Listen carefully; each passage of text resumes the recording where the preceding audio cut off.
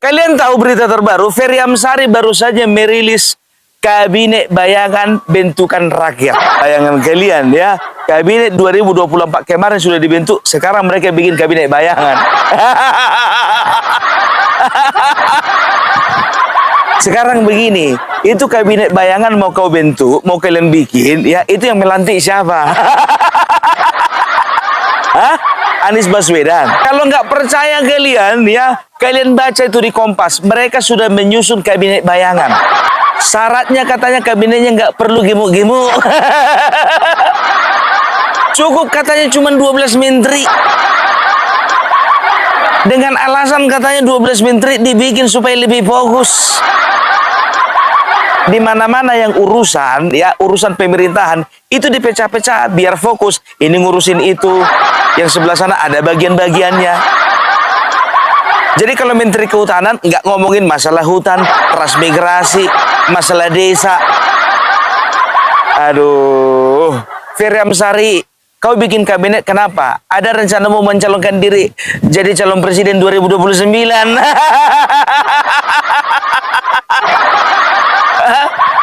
Kalau mau mencalonkan diri bilang aja lah. Gak usah malu-malu. Tapi sebelum kau mencalonkan diri, ya aku benamkan kau dulu di Danau Toba ini. Ku baptis dulu. Maksudnya biar apa? Biar buang sial gitu loh. Ya harus buang sial lah. Soalnya kemarin kan kalian bikin Dirty Vote 1, Dirty Vote 2 film ya kan. Film apa namanya, propaganda nggak berhasil juga kan. Aduh, orang yang diajak itu biar tahu kalian Ferry Amsari biasa. Siapa lagi kalau bukan yang pertama ya kan Zainal Arifin Mukhtar atau Uceng. Yang kedua Bivitri lagi. Karena apa? Tiga-tiganya kompak kemarin, Dirty Vote 1, Dirty Vote 2. Nah baru-baru ini mendukung film Pesta Babi. Dirty Vote 1 gagal, 2 gagal. Film Pesta Babi gagal, sekarang mereka mau bikin Kabinet Bayangan. Aduh, ya kalau mimpi itu boleh kita mimpi itu tinggi. Tapi tolong dulu sebelum kita bermimpi, ya tolong dulu komunikasikan dengan partai politik. Di mana-mana jalurnya itu ya kan mendaftar ke KPU. Kalau mendaftar ke KPU pastikan dulu partai pengusungnya siapa-siapa aja. Presiden thresholdnya berapa persen. Kan begitu, setelah itu ya apa namanya lakukan pemilihan. Setelah pemilihan baru mikirin yang namanya kabinet. Dia bikin namanya dirilis mereka Kabinet Bentukan Rakyat. Baru tahu kalian yang aku berpikir begini kan, ini pasti kawan-kawannya itu lagi. Tahu kalian siapa salah satu yang diajak? Salah satu yang diajak yang namanya Bima Yudhistira Adinegara. Siapa itu? Ya, dia itu adalah pimpinan dari Foundation Selios, ya kan? Apa itu Yayasan Selios itu? Selios adalah salah satu yayasan yang menerima dana segar dari Yayasan Open Society miliknya George Soros. Gak tanggung-tanggung, tahu kalian tahun ini mereka dapat berapa? Kalau nggak salah, mereka dapat 45 miliar. Sama aku datanya semua.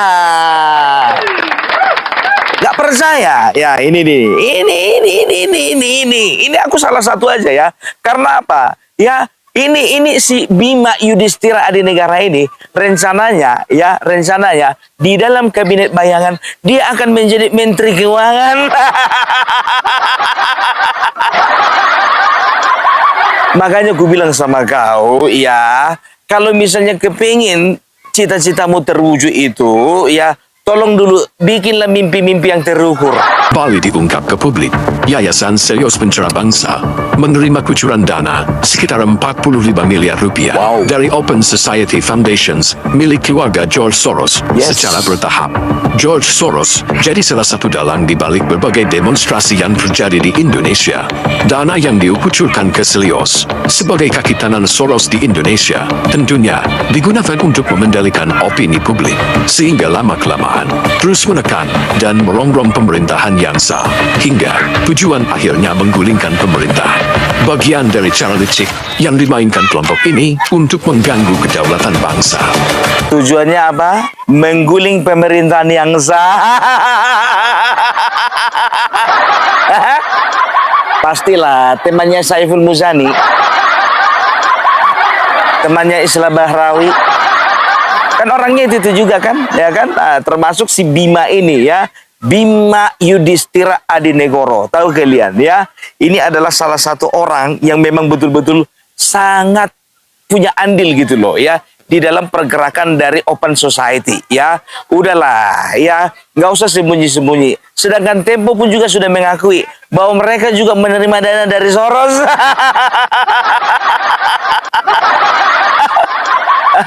Ferry Amsari gitu loh.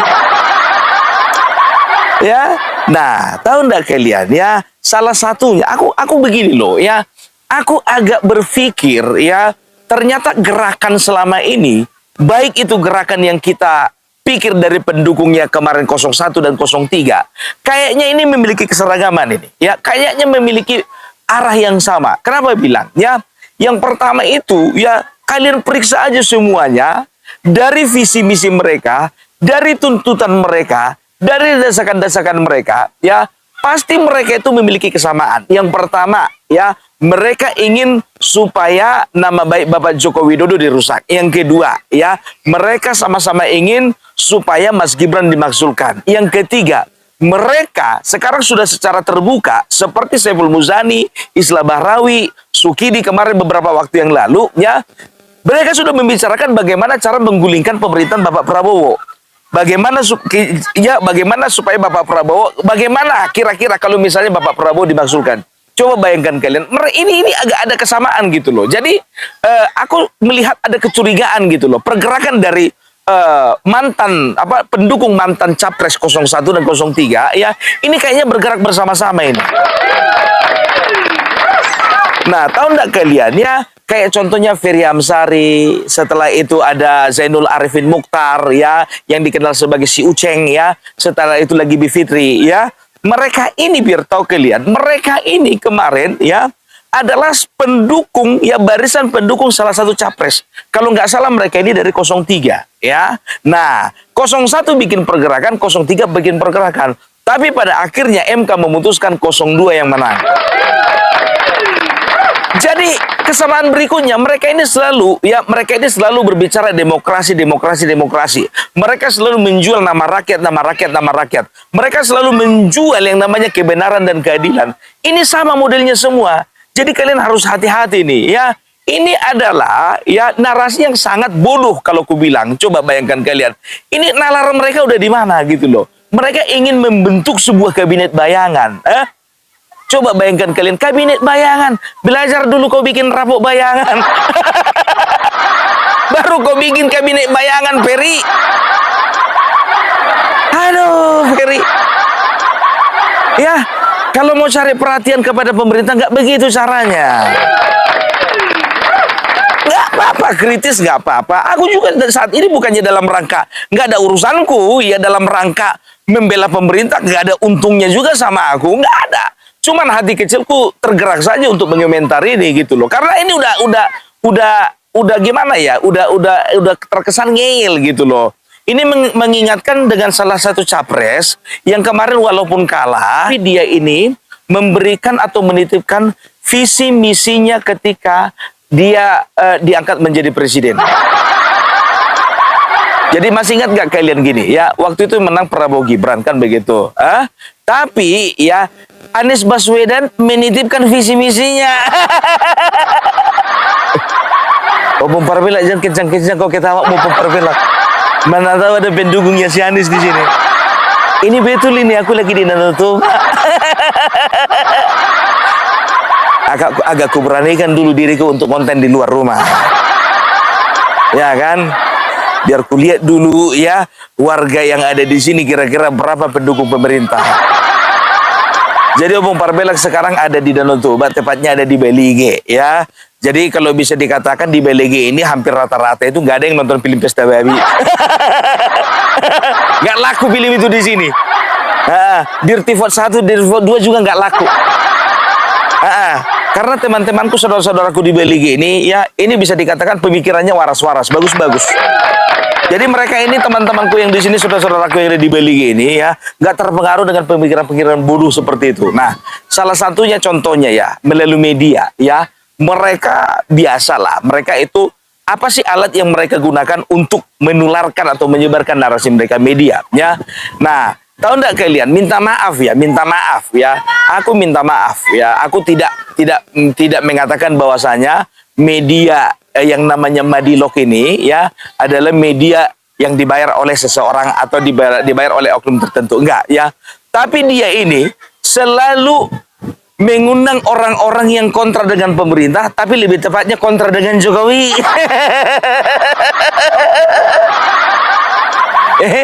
Dan tahu nggak kalian ya, dua kali ya, ini yang terpantau olehku ya, 2 kali nih ya, ketua daripada Selios ini diundang. Ya, yang pertama ya dia mengatakan bahwasanya ya dia mengatakan waktu itu katanya MBG ya, MBG itu adalah alat untuk menggali kuburan bagi banyak anak di Indonesia. Baru yang kedua, ya yang kedua di dalam dialog itu, ya di dalam podcast itu, dia menyebarkan semangat pesimistik gitu loh ya. Dia katakan apa? Setiap bayi yang lahir, ya itu ketika dia lahir dia sudah mengemban utang sebesar 34 juta. Nggak, ya ini yang pertama ya. Nah ini yang kedua, yang kuputar yang kedua aja ya. Biar nggak usah kalian lihat yang ketiga, keempat, enak kalian nanti. Setiap kepala bayi yang lahir hari ini itu menanggung kurang lebih sekitar 32 juta rupiah. Begitu lahir, langsung mereka Otomatis. punya utang. Iya, otomatis jadi objek pajak.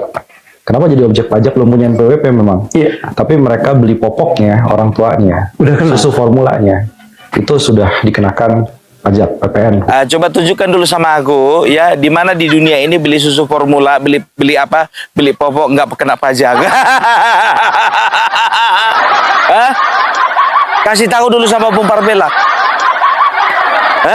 Justru ya ini sangat bertolak belakang ya, sangat bertolak belakang dengan apa yang dikatakannya ya, MBG itu adalah alat untuk mengubur banyak anak-anak di Indonesia.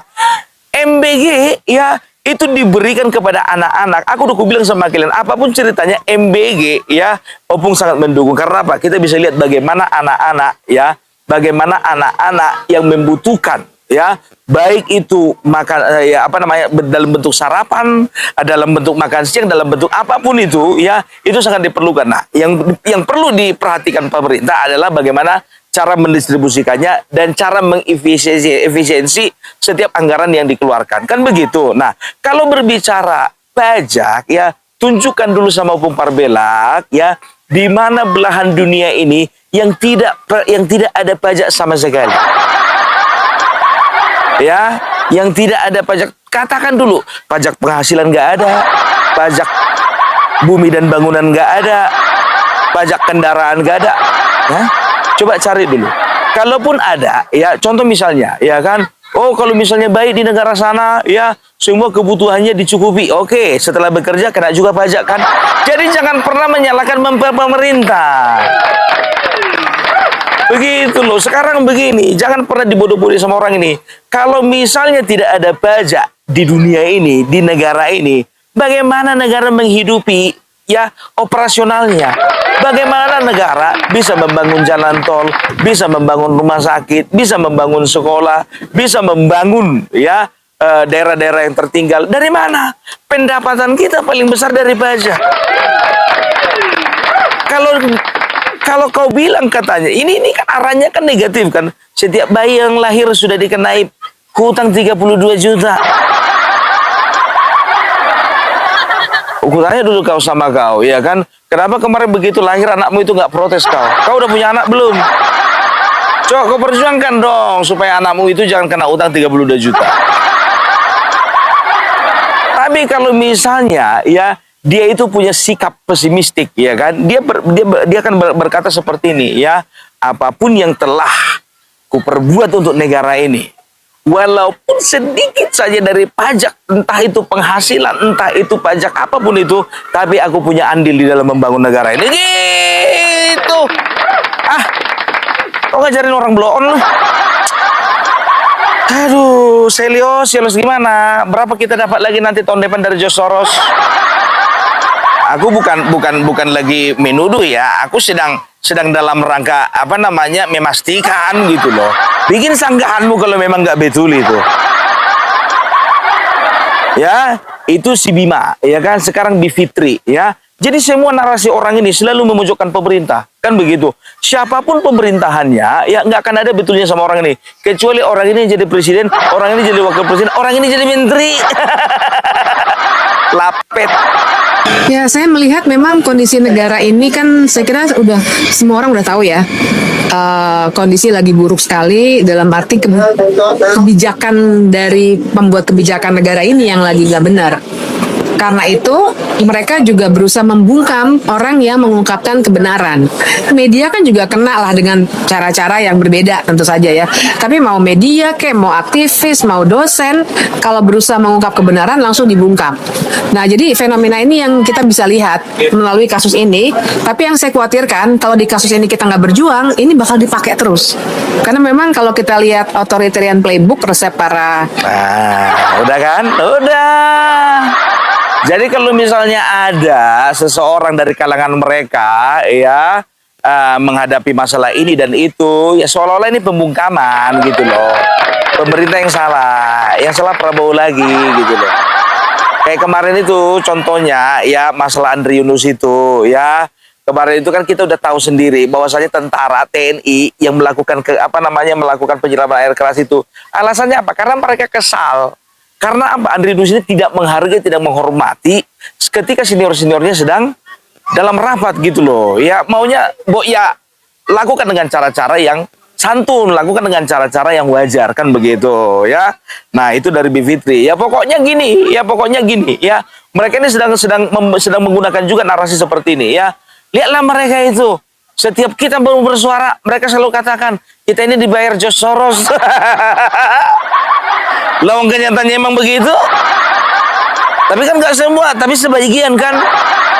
Gede-gede lo ada 25 miliar, 30 miliar, 45 miliar. Aduh, nah ini nih ya, satu lagi si Uceng ini ya. Dia katakan apa? Ya kita nggak akan bisa berharap apapun dari rezim yang cara naiknya pun curang. Presiden yang terpilih secara curang itu akan mengalami insecure. Karena insecure, maka dia akan melakukan apapun untuk merebut hati publik, merebut yang namanya pundi-pundi uang, merebut yang namanya kekuasaan senjata. Makanya dia akan entertain tentara dan polisi, dia akan mencari pendanaan untuk mereka. Itulah sebabnya ada yang namanya MBG dan Koperasi Merah Putih. Tentara dia akan ditaruh di semua provinsi, Kodam akan dibangun di semua provinsi, ditambah pasukan sampai 1 juta menuju ke 2029, Komcat dibangun, bahkan diambil dari bekas tahanan. Coba bayangin, napi, akan diambil dari napi untuk memperkuat sebagai pasukan. Nah, Sebentar dulu. Ini video yang terakhir ya, kayaknya agak ngaco ini gitu loh. Negara akan mengambil napi sebagai tentara. Kalau Opung Parbela yang nggak napi ini bisa nggak jadi tentara? Hah? Pengen dong ngelamar.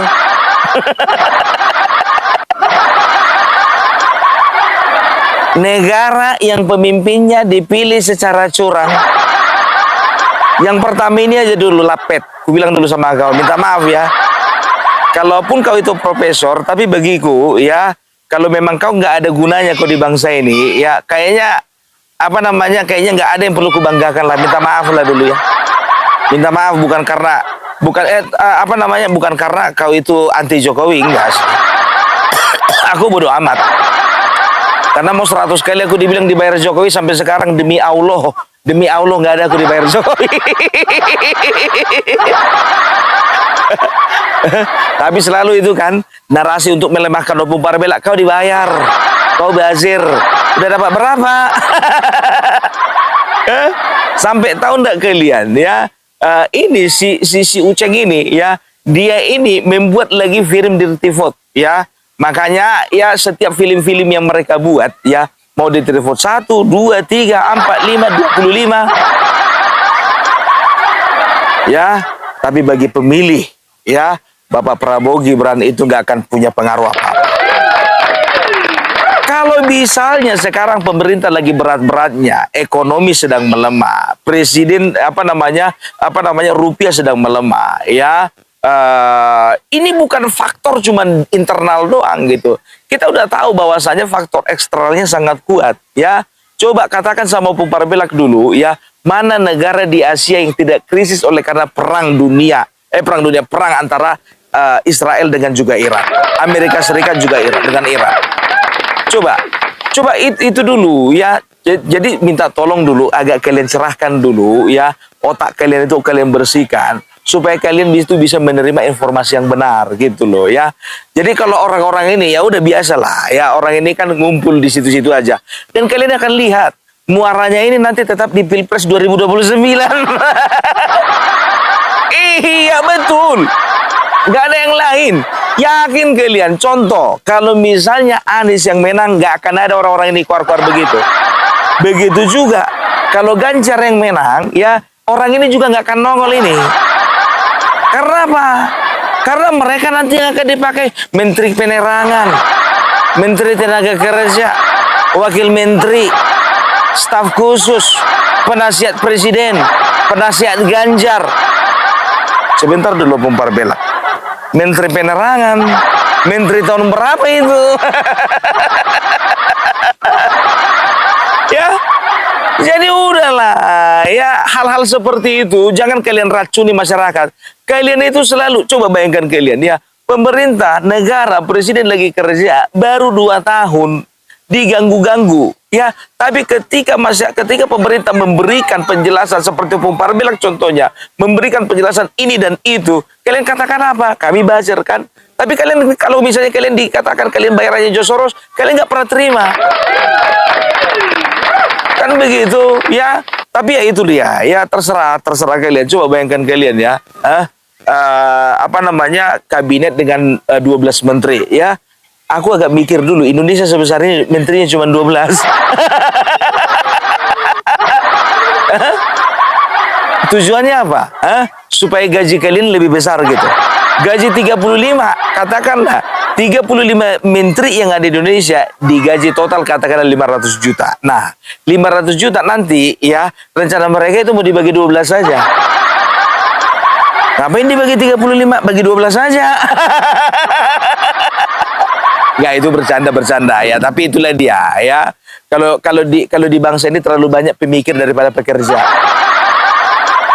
Ya kayak gini lah akibatnya, ya kan? Kebanyakan mikir, nggak tahu kerja. Mikir melulu. Tapi ku tantang dulu kalian, kalau misalnya kalian jadi presiden, sanggup nggak? Kan begitu, ya, nggak yakin aku pun juga nggak yakin bagaimana kemampuan kalian. Karena apa? Congor kalian itu cuma bisa dipakai di ceramah-ceramah. Congor kalian itu cuma bisa dipakai, ya, di workshop-workshop. Gitu, ya, udahlah, ya, biarkan negara bekerja, biarkan presiden kita, ya, bekerja dengan cara bertanggung jawab, ya. Kalaupun contohnya ada kesalahan-kesalahan dan juga kalaupun ada hal-hal yang tidak berkenan kepada kalian, ya, kalian kan bisa langsung berikan saran kalian itu kepada pemerintah. Aku rasa pemerintah membuka peluang kok, membuka ruang kok untuk kalian. Pemerintah kita nggak anti kritis. Pemerintah kita nggak anti kritis. Ya nggak anti kritik, ya. Kayaknya cara itu lebih bagus deh daripada kalian katakan mau bikin kabinet bayangan kayaknya. Ya, tolonglah dulu ya untuk kedepannya berikan dulu ide-ide yang masuk akal ya. Oke? Jadi itu dulu dari Opung Parbelak. Salam NKRI, harga mati.